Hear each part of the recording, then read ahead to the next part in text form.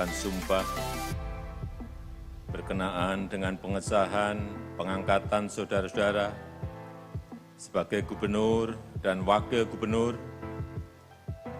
Provinsi Sumatera Barat, Provinsi Kepulauan Riau, dan Provinsi Bengkulu, masa jabatan tahun 2021-2024.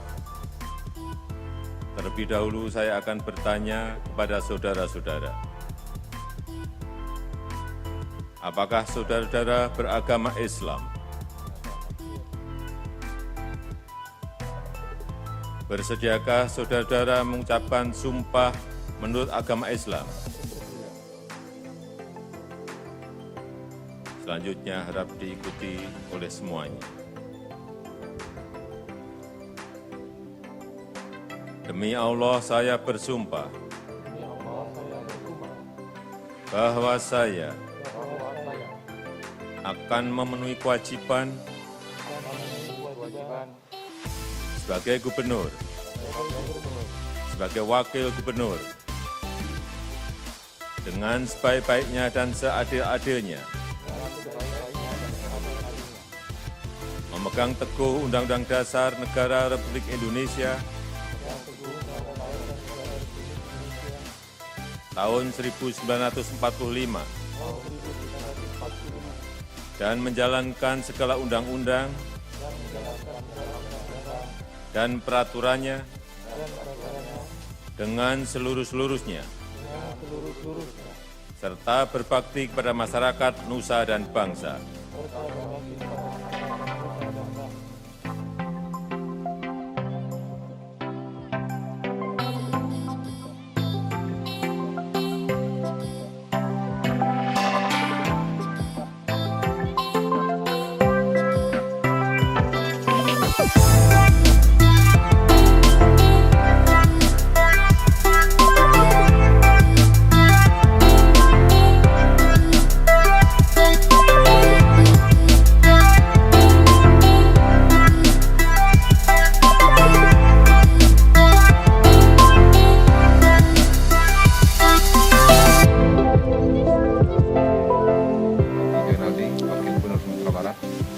Terima kasih kepada Bapak Presiden Republik Indonesia dan Bapak Wakil Presiden dan kemudian juga Bapak Menteri Dalam Negeri dan juga Bapak Menteri-Menteri yang lain yang hadir pada kesempatan ini.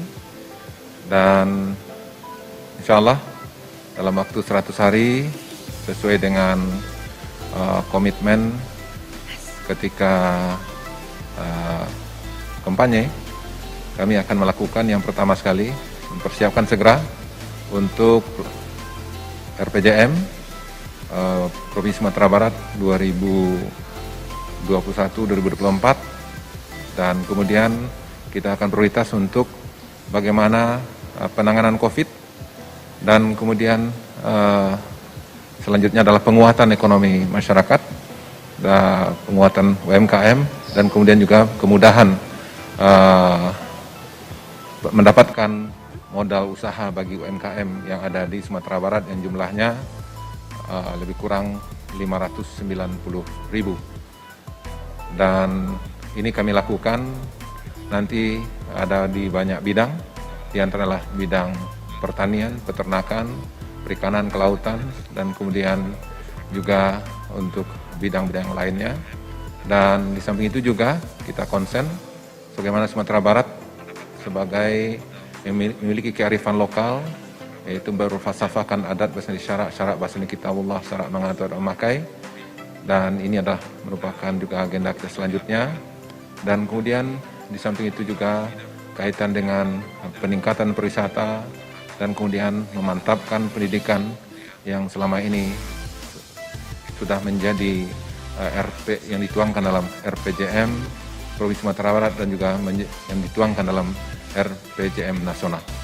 Mudah-mudahan dengan dukungan dari Pak Presiden dan kemudian juga jajaran kementerian dan lembaga serta DPRD, DPR RI, dan kemudian juga seluruh masyarakat Sumatera Barat, mudah-mudahan visi misi dan agenda ini akan berjalan dengan sebaik-baiknya. Terima kasih. Assalamualaikum warahmatullahi wabarakatuh. Dalam membangun Kepri ke depan, fokus Prioritas kita pada dua hal. Pertama, penanganan COVID-19, karena memang COVID harus kita tangani secara serius agar berbagai aktivitas ekonomi dan sosial dapat berjalan dengan baik. Kemudian yang kedua, kita fokus akan melaksanakan recovery ekonomi, di mana Provinsi Kepri yang pernah mengukir pertumbuhan ekonomi mencapai 8% di masa lalu, di mana Batam menjadi lokomotif ekonominya.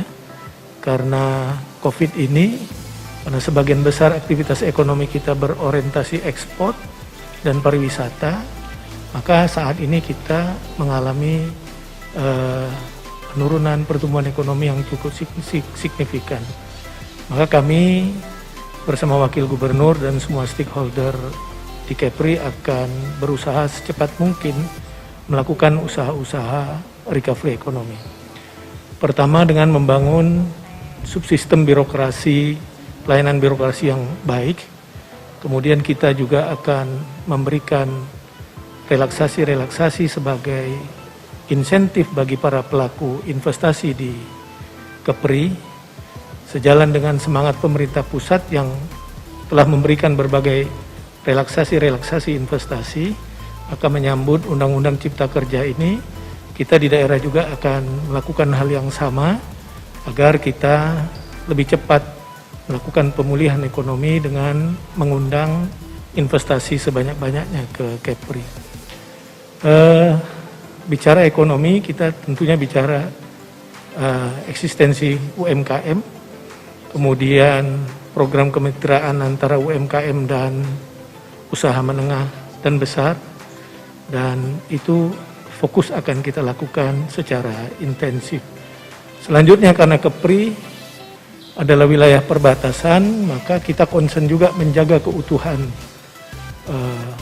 wilayah Provinsi Kepulauan Riau yang memang langsung berbatasan dengan negara tetangga.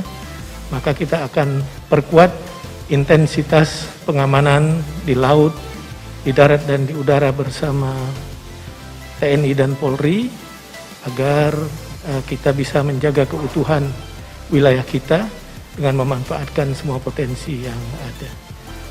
Kemudian sebagai Bunda Tanah Melayu, semua yang kita lakukan tentu berpayung dengan khasanah budaya Melayu, di mana budaya akan menjadi faktor pendorong semangat masyarakat membangun Kepri ke depan. Saya kira itu, terima kasih.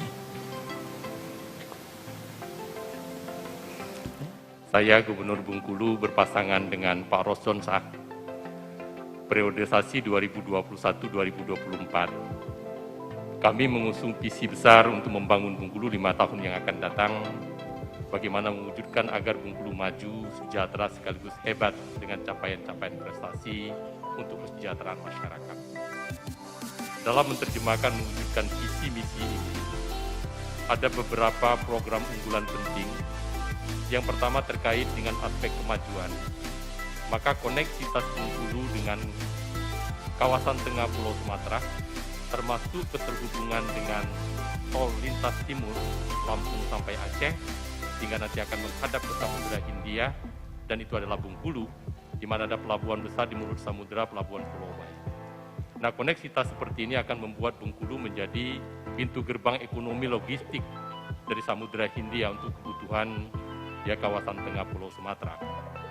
Termasuk memastikan Bengkulu terkoneksi dengan baik di lintas barat Pulau Sumatera, itu lewat darat, maupun koneksitas pelabuhan Pulau Bayi, itu menjadi kawasan tol laut yang akan terhubung dari Tanjung Priuk, Panjang Lampung, Pulau Bayi Bengkulu, Teluk Bayur Sumatera Barat, Belawan Sumatera Utara, sampai Sabang.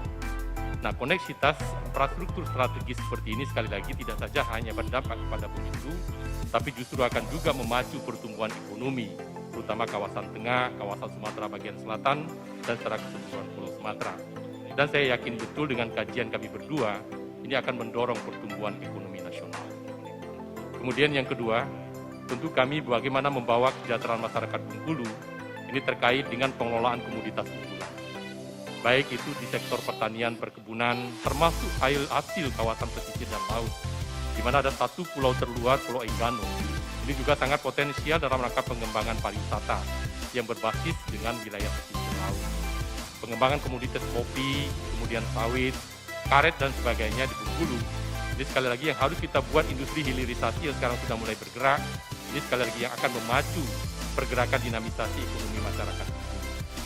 Kemudian yang ketiga, kesejahteraan masyarakat akan kita dorong dengan pengembangan UMKM. Ini penting sekali yang digabungkan dengan sektor pariwisata. Sekarang kita sudah melunching 1-2 tahun terakhir yang namanya Dedi Dewi. Ini sejalan dengan kebijakan Bapak Presiden, desa digital dan desa wisata. Di mana kopi hasil kebun rakyat ini menjadi komoditas utama yang kita sebut dengan warung kopi digital yang coba mensinergikan antara desa digital dengan desa wisata.